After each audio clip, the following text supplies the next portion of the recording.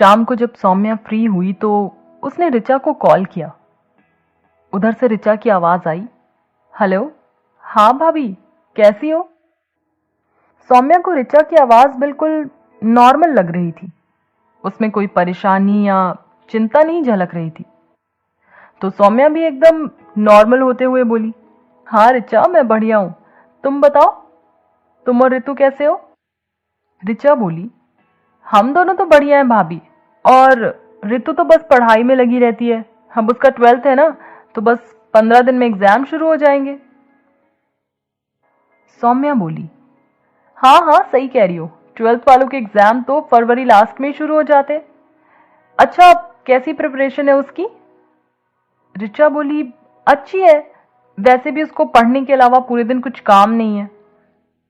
सौम्या हंसकर बोली, तो अच्छी बात है, वैसे भी हम लड़कियां अपनी पढ़ाई को लेकर ज्यादा सिंसियर होती हैं। ऋचा भी हंसने लगी और बोली, हाँ कह तो सही रही हो भाभी। फिर आगे ऋतु के बारे में बताते हुए कहने लगी, ऋतु का ड्रीम तो डॉक्टर बनना है ना, और अब वह अपने सपने के जितने करीब होती जा रही है उतनी ही लगन और मेहनत से भी पढ़ाई करती है। फिर सौम्या बोली, चलो अच्छा है, भगवान करे उसकी मेहनत रंग लाए और वो पहली बार में ही सेलेक्ट हो जाए। ऋचा बोली, हाँ भाभी, हम लोग भी यही सोचते हैं, इतनी खुशी और उत्साह से मेहनत कर रही है, अगर पहली बार में ही सिलेक्शन हो जाएगा तो उसका ये एक्साइटमेंट और उसका हौसला हमेशा बना रहेगा। अगर इतनी मेहनत करने के बाद भी सिलेक्शन ना हो तो फिर थोड़ा बुरा तो लगता ही है।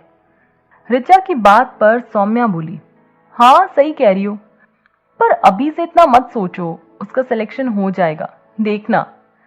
अच्छा और बताओ, अंकल आंटी कैसे हैं?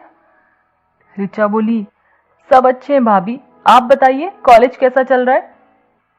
सौम्या बोली, हाँ अच्छा चल रहा है, अभी तो पढ़ाई का कोई टेंशन नहीं है, जब एग्जाम या प्रैक्टिकल की डेट आएगी तब थोड़ा सा लगता है, बाकी कॉलेज में आने के बाद तो आराम से पढ़ाई होती ही रहती है। हाँ भाभी सही कह रही हो। ऐसे ही सौम्या ऋचा से देर तक बातें करती रही, पर ऋचा ने ना तो वैलेंटाइंस डे की कोई बात की और ना ही अपने अमान की।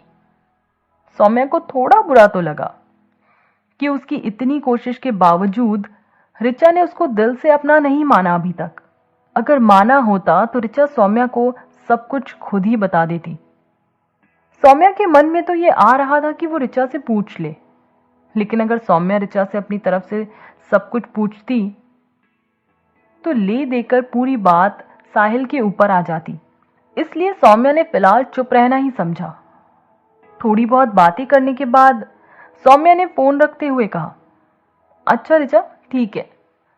अच्छा ऋचा ठीक है, फोन करती रहा करो जब भी टाइम मिले, और मुझे अपनी भाभी नहीं अपनी फ्रेंड समझकर बात किया करो।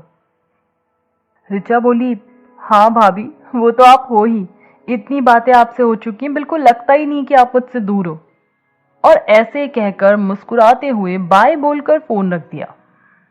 फोन रखने के बाद सौम्या अपने मन में सोचने लगी, हो सकता है ऋचा को लगता है कि मैं इन सब चीजों के बारे में क्या जानती हूं और उसको कितना समझ पाऊंगी। उसको तो पता ही नहीं कि मैं साहिल को पहले से पसंद करती थी। हो सकता है अगर उसको ये सब पता चल जाए तो उसका मेरे ऊपर भरोसा बढ़ने लगे।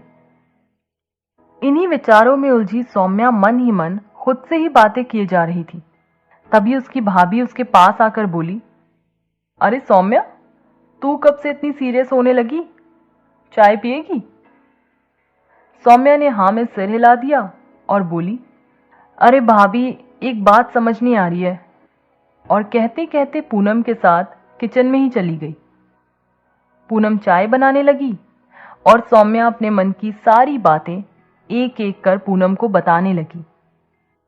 अक्सर यही होता था, जब भी पूनम अकेले किचन में काम करती, सौम्या उसके पास खड़ी होकर अपनी बातें बताती रहती, और दोनों ननद भाभी ऐसे ही प्यार से मस्ती मजाक करते हुए हमेशा एक दूसरे के साथ टाइम बिताती। सौम्या यही बिहेवियर ऋचा और ऋतु के साथ ही बनाना चाह रही थी, और अपनी तरफ से बार बार कॉल करके ऋचा से अच्छा कम्युनिकेशन बनाने की कोशिश में भी लगी थी। पर ऋचा ने जैसे एक दायरा तय कर लिया था कि बस इतनी बातें शेयर करनी है और इतनी नहीं करनी है। सौम्या को ये चीज खलने लगी थी। अब यही सब बातें वह पूनम से डिस्कस करना चाह रही थी। सौम्या बोली, भाभी, मैं रिचा से कितनी बार फोन लगा लगा कर बातें कर चुकी हूँ, पर रिचा कभी अपने मन की कोई बात मुझे बताती ही नहीं है। अब जैसे ये अमान वाला इंसिडेंट हुआ था, मुझे वैसे सब कुछ पता है, पता तो आपको और भैया को भी है, पर उस रिचा को लगता है कि मुझे क्या पता होगा और क्यों पता होना चाहिए। मैंने अभी उसी को फोन किया था, इधर उधर की बातें करके फोन रख दिया, पर जो बात मैं करना चाहती थी उसने उस बारे में कुछ कहा ही नहीं। फिर अपनी साइड से पूछना मुझे ठीक नहीं लगा। सौम्या की बात सुनकर पूनम प्यार से समझाते हुए बोली, सही सोच रही हो तुम। देखो, जब तक रिचा ना चाहे तुम अपनी तरफ से कुछ पूछना भी मत, क्योंकि अभी तुम्हारी सिर्फ एंगेजमेंट हुई है, तो उसको यही लग रहा होगा कि तुम अभी उन लोगों से जुड़ी हो। उसे क्या पता कि तुम और साहिल पहले से एक दूसरे को जानते हो, और फिर जब वह अपनी बातें तुम्हें नहीं बताना चाहती है तो तुम भी अपनी और साहिल की कोई बात अभी मत बताओ। और मेरे हिसाब से जब जो बात जिसके सामने जिस रूप में आनी होती है वैसे ही आती है, इसलिए तुम फालतू में परेशान मत हो, ठीक है? अभी तो मैटर सॉल्व हो ही गया है, बाद में अगर कुछ हुआ तो देख लेंगे। और वैसे भी इस एज में ये सब चलता रहता है, तुम और साहिल इतना सीरियस मत लो। और जहां तक मैं समझती हूं, जब रिचा तुम्हें अच्छी तरह जानने समझने लगेगी और तुम पर भरोसा करने लगेगी तो तुम्हारे बिना पूछे ही सब कुछ बता भी देगी और तुमसे हर चीज के लिए सजेशन भी लिया करेगी। अपनी भाभी की बातें सुनकर सौम्या बोली, हाँ भाभी, मैं भी आपसे यही पूछ रही थी कि हो सकता है रिचा को अभी मेरे और साहिल के बारे में सब कुछ नहीं पता है, इसलिए उसको इस तरह की बातें करने में हेजिटेशन हो रहा हो। तो क्या मुझे रिचा को अपने और साहिल के बारे में सब कुछ बता देना चाहिए? सौम्या की बात पर पूनम ने हैरान होकर सौम्या को देखा और बोली, तू ना बिल्कुल पागल है।